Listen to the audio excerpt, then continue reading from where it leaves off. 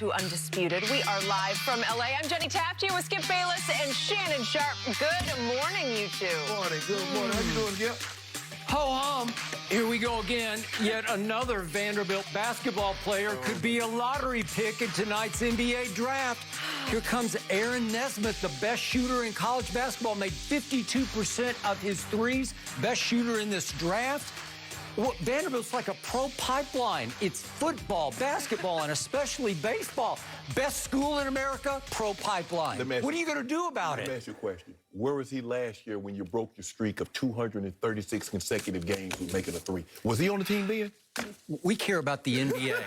We're all about professional basketball. What can't Vanderbilt do, though? Yeah. Jeez, what a Win the school. SEC. What a Except in baseball. Seriously, there are plenty of storylines surrounding tonight's NBA draft. So how about we begin by discussing LaMelo Ball, because he's got plenty of confidence coming into the draft tonight. Yesterday, he told reporters that he was born to be the #1 overall pick. The confidence is warranted since many mock drafts do have LaMelo going to the Timberwolves with the top pick tonight, while some have them taking Anthony Edwards. So, Shannon, is LaMelo the best player in this draft? Well, Skip, I would take him #1. I think the biggest thing is that for the most part, what the universal of every mock I've seen, it's been the same top three guys. It's been Edwards, it's been Wiseman, and it's been LaMelo Ball. And because this draft, Skip, they don't have a Shaq. You don't have a LeBron. You don't have a Tim Duncan. Because if somebody wanted to, you can move up to get that #1 spot. You could offer enough. When those three guys came out, there was nothing you could offer because they were viewed as transcendent, franchise-altering players. Yep. So, but because Melo is 6'7", 190 pounds, he can handle the ball, he can play off the ball, I would take him. Now, if Edwards had his size, he would be the #1 pick in the draft, Skip. But because he's 6'3", and he doesn't I think he's more 6'4" and a half, 5. You go 6'4"? Whatever. They list him at like 6'3". Okay. And because the college three, Skip, he shot 29%, you're like, ooh. And Wiseman, I like him. I love his size, Skip. So do I. 7 foot tall, 7'5" wingspan. But, Skip, the way the NBA's played today, they don't view the big like they did in the 80s and 90s. And he could work on that, and he might eventually become, because if you remember, Skip, when Anthony Davis came out, he didn't have three-point range. Anthony Davis was a defensive specialist. I think it would average 13 and 10, 13 and 11. And something he worked and worked and worked, and now he's worked his way out to three-point range. Wiseman could eventually come that. But because there are no what they deem franchise-altering players, I would take LaMelo #1 because I can put him with D. Russell and Karl Anthony Towns, because I look like Karl Anthony Towns and Wiseman might be very, very similar in guys, Skip. So for me, yes, I would take LaMelo. And I understand, he's only played, 12 games overseas in Australia, and so there's not a whole lot of tape except, those 12 games, but I would take LaMelo #1, Skip. I believe he has possibly the potentially of the most upside, and that's what NBA scouts and general manager and everybody looks for. So I would take Melo #1.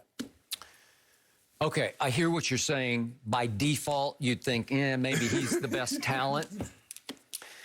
But this young man said yesterday, I was born to go #1 in this draft. I've seen and heard enough of the Ball family to the point, I think exactly the opposite. I think you, LaMelo, were not born to go #1 because, like your oldest brother, Lonzo, there's something missing in the makeup of these kids. You know how much I love Lonzo coming out of UCLA. And I remind you, Lonzo shot 41% from the college three-point line, and I thought, here we go. Yeah.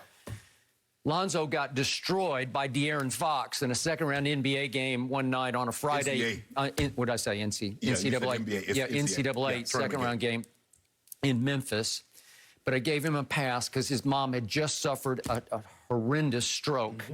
And father and brothers could not be there to support Lonzo. So he just went ahead and toughed it out and had a rough game. And yet, as I watch LaMelo, and I only know the highlights, he's been all over the world playing basketball. There's never been a high school basketball player more traveled than this kid before the draft. He played in Lithuania. He played in his father's pro league startup out here in L.A.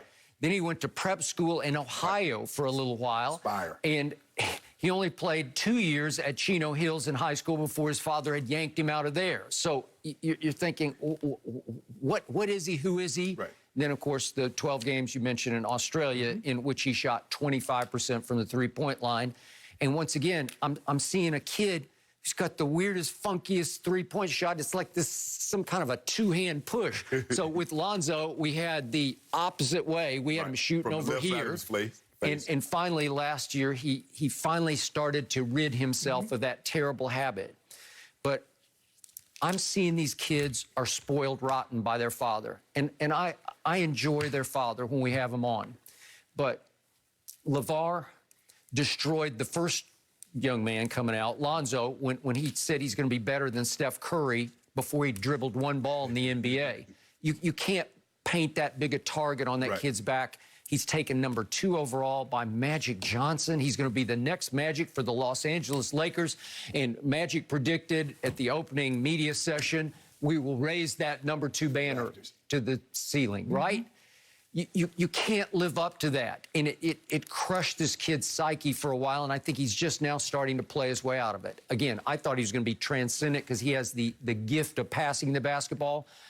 Unlike, it's very rare. Well, Skip, let me tell you why I disagree. Although they might be spoiled, and LaMelo had a Lamborghini or Ferrari at the age of 17, 18, but for you to put yourself in this position, even though you have a lot of material things, you have to give the kid some credit. Okay, but here's my problem.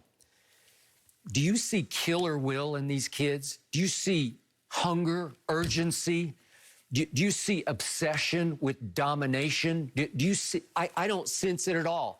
I sense that they play basketball like it's a video game in their living room where they're just lounging on the couch. That's how they approach NBA basketball. If we win, it's fine. If not, no big deal. I don't see the drive in any of these kids.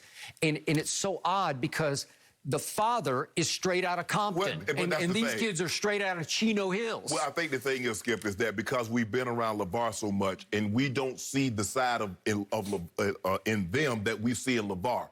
And so, but I think the thing is, for as, I guess you could say, as pampered as they've been, for have a son to go number 2 in the draft and then to possibly have a son go number 1 in the draft, Skip, I think that speaks volume. Because I look at it just like the Manning situation. Archie Manning was a made man. They went to prep school. They had the greatest life. And you get 2 sons go number 1 overall, Skip, that's saying something. So for these kids to get to where they got, given what they've been given, I think that's kudos. Okay, but it doesn't matter what your economic situation was. It matters how you were taught, what's your drive, how are you going to play with any anger, or do you have any obsession for perfection? And both the Manning kids, they came up, they were obsessed with it. Peyton was obsessed with being the greatest ever. I believe these guys were obsessed. Skip, I mean, they showed little highlights of Melo, and he dunking the ball. He got on Pampers. So he's been obsessed. I think that was their whole purpose. You know, and LeVar was basically saying, look, my boy's going to the NBA. I think they were obsessed with going to the NBA. Now, look, I think the expectations that we had you had and LeVar had for Lonzo, Skip, he could never live up to those expectations. He would literally have to be Magic Johnson in order to live up to the expectations that were placed on him. But when you look at it, like I said, it's the top 3 guys. What is it about Edwards? What is it about Weissman that you like more than what you like about Melo? Okay. In the big picture, obviously, by far the most gifted player is LaMelo. Right. But he's still undisciplined gifted. He's got the passing gene in him. And Jay Billis is trying to make a case he's a better passer than Lonzo. It's hard for me to buy that, but I haven't seen enough of him. But LaMelo is far more offensively gifted than Lonzo. Yes. Okay, but he reminds me of my all-time favorite college player, and I don't know if you're old enough to have seen him, but it was Pete Maravich. And he was also coached at LSU by his father, Press. So he had the greenest light you'll ever see in the history of college basketball. He would come down and just create things, both passing and shooting. We'd say, I've never seen that because he he had no checks and balances. Nobody Right. was going to yank him out of the game if he tried that shot or that pass.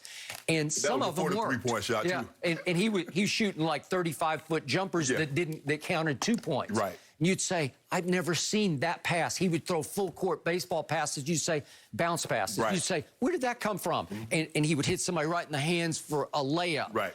And you'd say, I've never seen such flair. But it didn't contribute to winning a championship because it's too wild, too undisciplined, and too often it doesn't work. Right. And that's what I saw in the highlights of LaMelo. He scored, as a sophomore at Chino Hills, he scored 92 points in a game in which he cherry-picked the whole game. Well, that was the biggest thing, Skip. I mean, because, you know, we were on the air when this was going on. And he was like, okay, so what's this kid going to be? Is he just going to stay at half court and let them just throw in the ball so he can just shoot up 75 shots a game? And then LeVar, the coach, falls out because he's like, okay, I want a little bit more structure, a little bit more discipline. He's like, nah, my son is used to shooting any shot he wants, whenever he wants. So I think that aspect of it has changed. I agree with you. I believe he's more offensive gifted than Lonzo. Lonzo is a better defensive player than he is. But because the NBA is so open now, it's about getting up and down, Skip. I believe his game is probably more suited for the NBA than Lonzo. Lonzo wants to pass the ball. Skip, he ain't trying to really drive the ball because, like you said, right now he's afraid to go to the free throw line. But this kid here, I believe this kid is probably more driven and has more passion about the game than Lonzo. Now, maybe that's Lonzo's personality, just sit back and chill. But I believe this kid, like, he has a little bit more fire. I hope you're right. I don't quite sense it yet. I see a kid who I read in one scouting report, he socially distances on defense where he just doesn't care. No, he ain't playing. There's no desire to play defense yet. Can you learn that desire? His big brother will defend you. Yes, absolutely. And his big brother ended up about 6'6", and they say this kid still could be growing. And he's listed at 6'7", but could wind up at 6'8". Yes, Skip, he's big. I mean, you look at him, you can tell he's bigger than Lonzo. I mean, Lonzo, remember, we had Lonzo out here, and Lonzo is frail. Skip, this kid, like, he got a frame that can put 20, 30 more pounds